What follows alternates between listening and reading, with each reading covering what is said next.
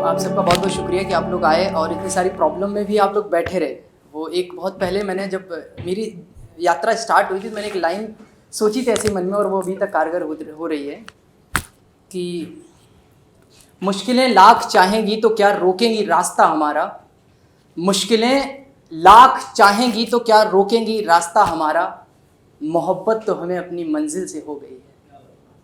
तो मुश्किलें लाख चाहेंगी तो क्या रोकेगी रास्ता हमारा।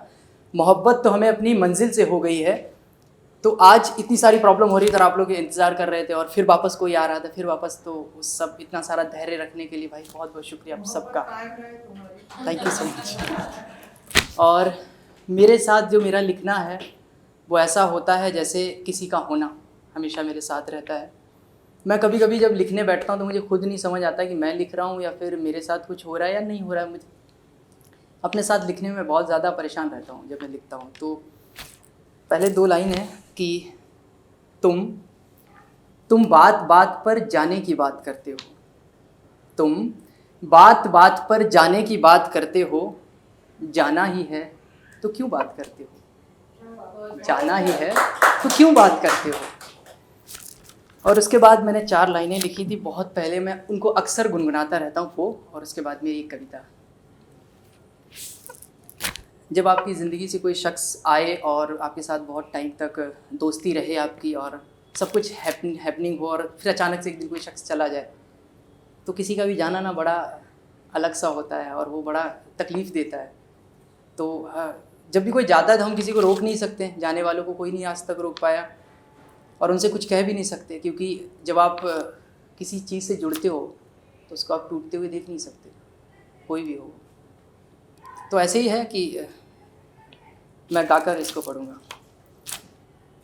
दूर जाने का हक भी तुम्ही को दिया, रूठ जाने का हक भी तुम्ही को दिया। दूर जाने का हक भी तुम्ही को दिया, रूठ जाने का हक भी तुम्ही को दिया। तुमने बांधे थे धागे मोहब्बत के सब, तुमने बांधे थे धागे मोहब्बत के सब।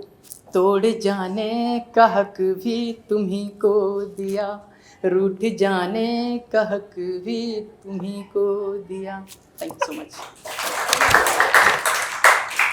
और एक कविता है जिसे मैं अक्सर जब मैं अकेला बैठता हूँ तो इसको सोचता रहता हूँ इसके बारे में। एक शख्स है जिसके बारे में मैं अक्सर सोचता हूँ और वो शख्स है मेरी ज़िंदगी। मैं अपने बारे में बहुत सोचता हूँ और अपने ही ख्यालों में डूबा रहता हूँ।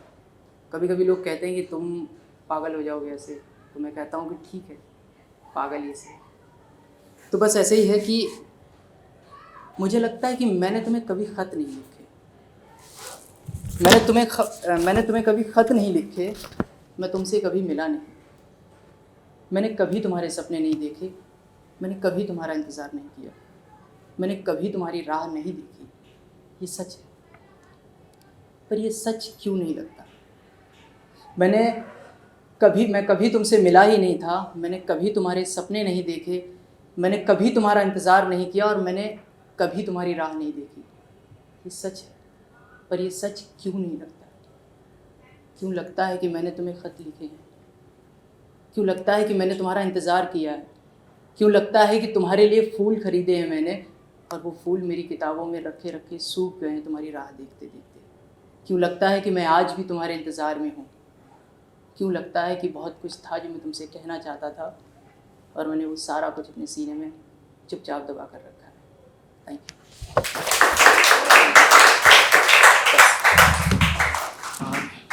आप सबका बहुत बहुत शुक्रिया। मेरा नाम है श्रीकांत पांडे और ये लफ्ज़ों से परे है जिसे मैं देखता हूँ। और मेरे साथ एक मेरे बड़े भाई हैं विकास गिरी जो यहाँ पे बैठे हैं, तो हम दोनों मिलकर कोशिश तो कर रहे हैं।